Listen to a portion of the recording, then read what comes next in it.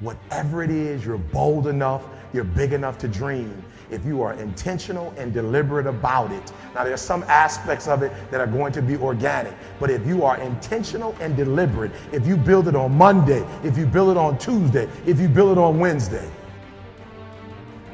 I want you to understand that it's not going to happen by luck. Productivity is always intentional and deliberate. And on Tuesday, Monday, Tuesday, Wednesday, Thursday, Friday, no luck, guys. Every single day, if you do a little, you're going to wake up one day and your dreams are going to be a reality.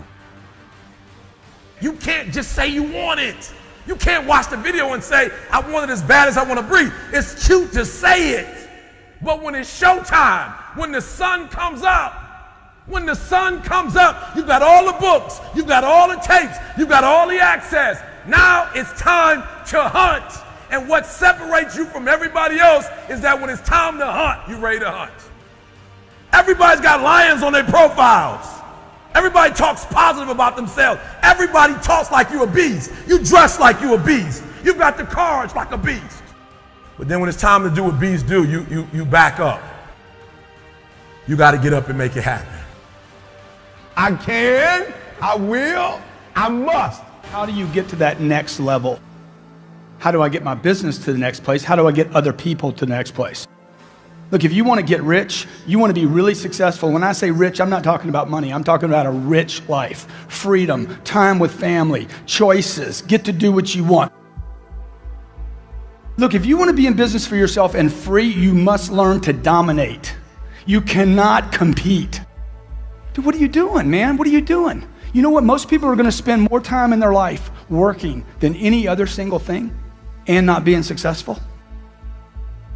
You got to be totally committed. Everybody agree? You got to be completely uncertain. You want $1 million? You want $2 million? You want $5 million?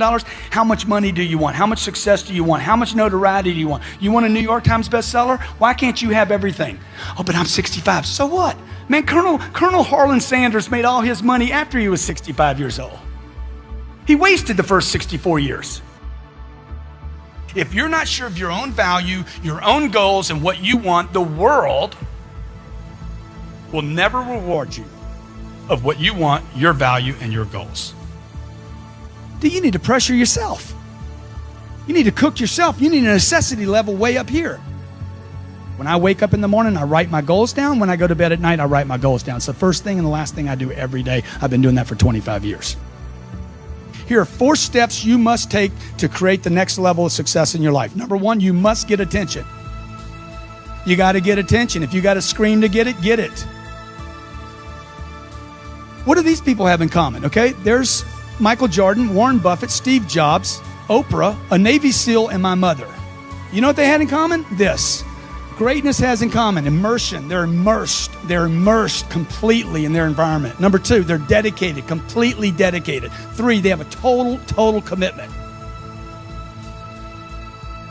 Immerse yourself, okay? You have to immerse yourself right now with reading, the right reading, audio programs, video. Find YouTube channels that are good for you. Immerse yourself with books, audio, video, daily, okay? You hit all 3 of those where I'm reading something, listening to something, and watching something. These are completely different ways to learn.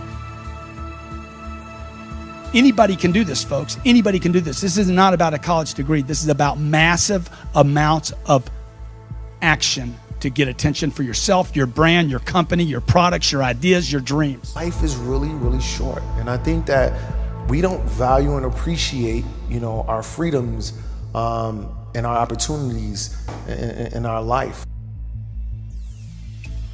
The universe is yours, all right? And you need to understand that. Success does not require you to look out the window. It only requires that you look in the mirror. To be successful, you don't have to look out the window and, oh, where's my help?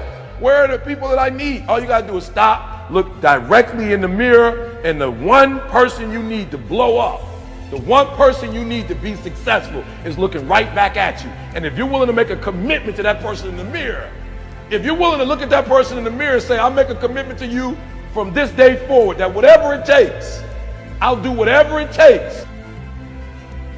Whatever it is you want to accomplish or whatever it is you want to do, you literally have to see it first. If you're not trying to get out of your shitty situation, then every day you're choosing to stay in it. And you can't complain about being given the choice you keep making. You know, one of my favorite quotes is, change happens when the pain of staying the same becomes greater than the pain of making a change. You know what's so funny? We want people to make guarantees to us, but we're not willing to make guarantees to ourselves.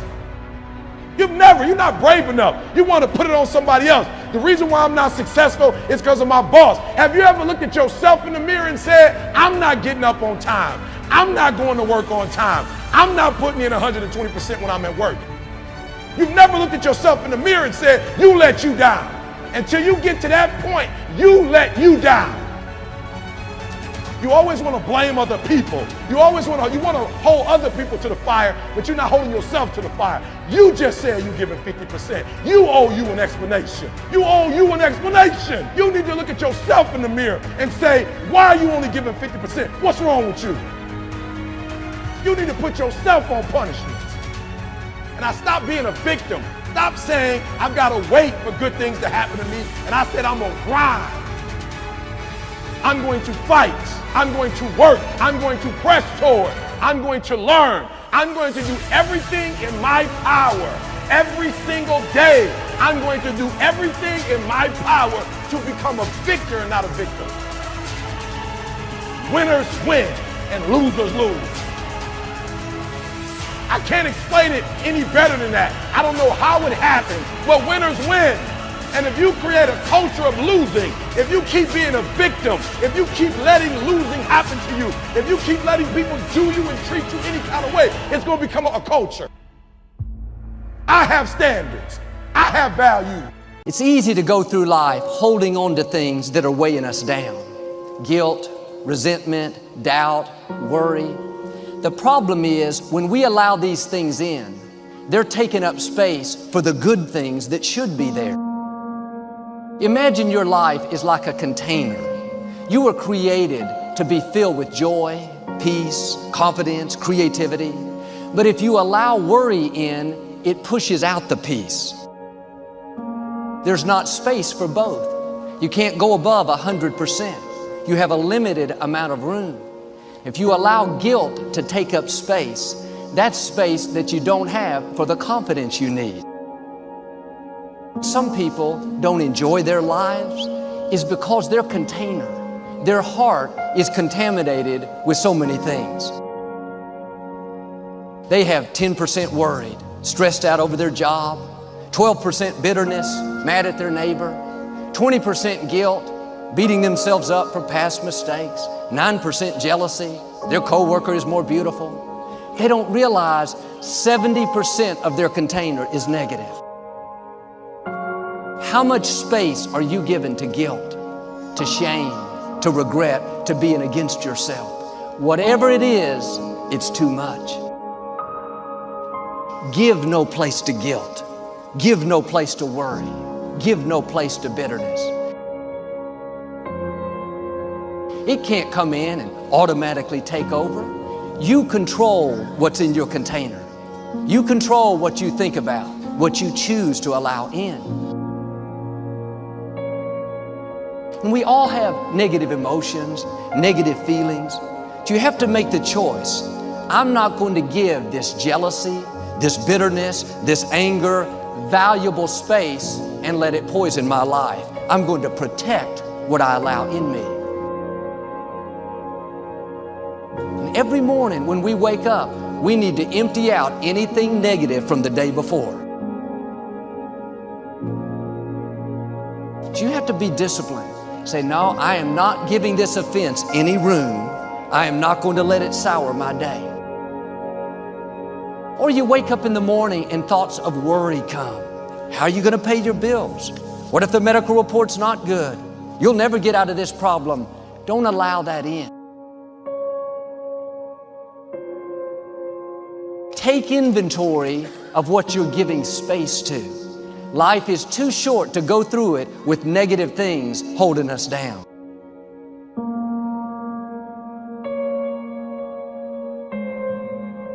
Worry will make you weak. Living stressed out will make you old, give you wrinkles, take your passion.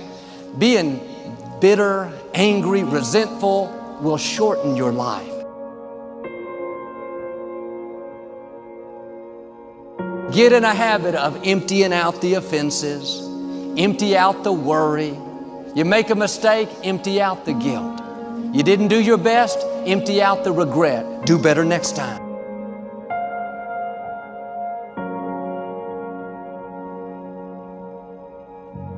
He'll remind you of every mistake you've made for the last 30 years. It's easy to live life in regrets, thinking about what you should have done differently. Man, I should have raised my children better. Should have been more faithful in my marriage. I should have finished college. Don't go through life looking in the rearview mirror, down on yourself, living in regrets. You can't do anything about the past, but you can do something about right now. Being against yourself doesn't help you do better. It pushes you down. Why don't you forgive yourself? Why don't you empty out the guilt? Why don't you turn off the accusing voices?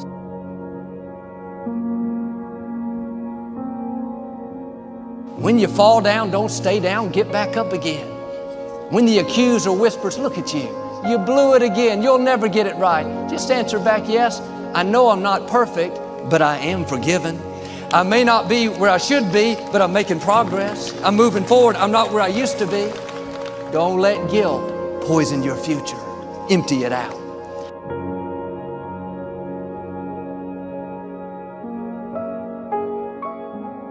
Somewhere deep inside, you know what kind of person you were designed to be.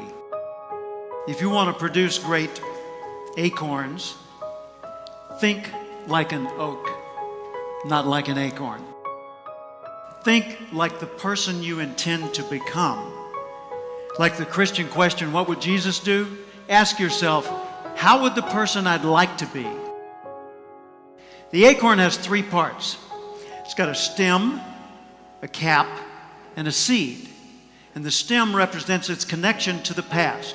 All the acorns, all the oaks that have ever existed in its line before are encoded in that transfer through that stem, the legacy into this acorn. The cap holds onto the seed until the seed's ready to grow on its own. So the cap represents your coaches, your mentors, your role models, your guides, your parents, your friends, your teachers. What kind of seed is in you? I believe part of our responsibility in life is to find out who we are, to discover ourselves. First off, we need to respect our nature. We need to realize we are part of a continuing chain that carries a legacy and a responsibility. There are many things we can do with our lives, and I think it's our job to find out what those things are and to do them as well as we possibly can so that we're passing along the right imprint for the next generation. So first, we need to respect our nature. Second, we need to know our nature. Take Aristotle's advice, know thyself, but know things about yourself that most people don't discover. For example, know how you're smart, not just how smart you are in comparison to others. In what ways are you smart? Know what you care about. What are the values that motivate your choices? If you will spend 1 extra hour each day studying your chosen field, you'll be a national expert in that field in 5 years or less. So nurture your nature. Figure out, first off, I am valuable. Accept that. I want to know who I am, and I want to know how I operate and how can I understand me better. And then I want to nurture that nature. I want to apply myself in the world and put myself to work in such ways that the rest of the world says, well, that's cool. So ask yourself every day, how would the person I'd like to be do the things I'm about to do? The truth is very concise. The words are very few. But people don't want to hear the truth because the truth hurts. But you grow from pain. You really do. You can't know how to deal with success. You can't know how to deal with failures. You can't know how to deal with the bumps in the road that if you haven't had a taste of everything. We all have next level ability. There's not other people that aren't holding you back. Your boss isn't holding you back. Your parents aren't holding you back. Those are excuses. To me, there's no such thing as luck, okay?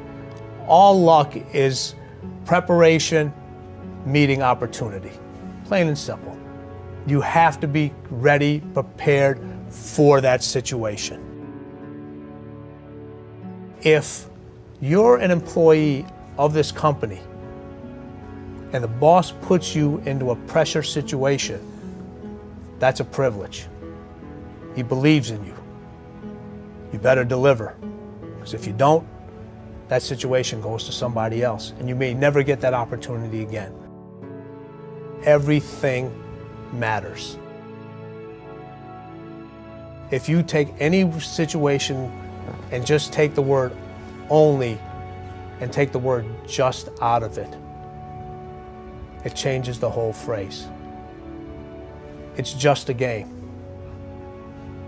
It's a game. It's only a job.